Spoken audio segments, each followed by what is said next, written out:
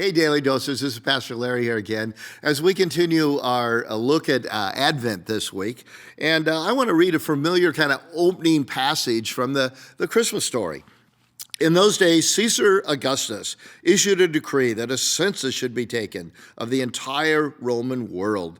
This is the first census that took place while Quirinius was governor of Syria, and everyone went to their own town to register. So Joseph and Mary went up from the town of Nazareth in Galilee to Judea, to Bethlehem, the town of David.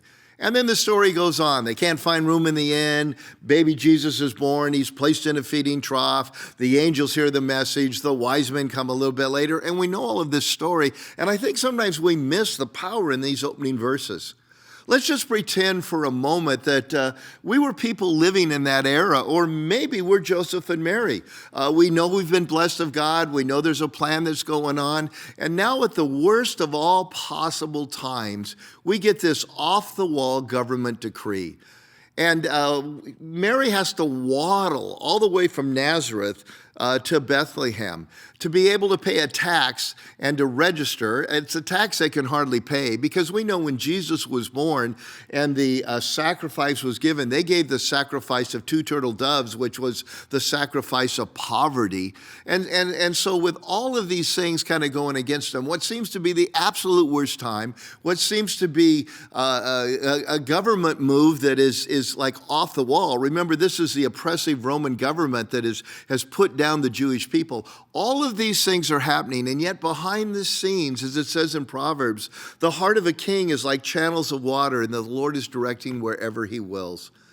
Because they have no idea at this point that not only is the Messiah going to be born, they've got that one. Jesus is coming, and he's been born of the Virgin, going to be born of the Virgin, but they have no idea of how prophecy is going to be fulfilled. You know, Gutenberg hadn't come along. They weren't reading their Bibles daily. They weren't going to conferences on prophecy about the Messiah. And yet this was one of the major pieces that God was orchestrating, to have Jesus born at just the right time, in just the right circumstances, in just the right place, as he had foretold. And you know, as you and I go through life, we will have at the workplace, we'll have authority that makes decisions that just cause us to scratch our heads or sometimes feel a lot of terror and confusion and fear. We can have that from our local politicians. We can have that from the national political realm, the state political realm, you name it.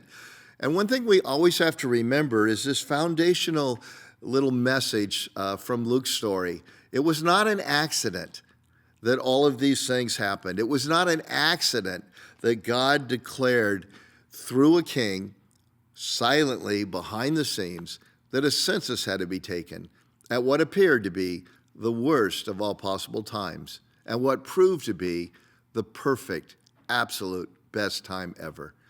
I'm wondering, is God maybe working the same way in your life, in my life? Let's give him a chance.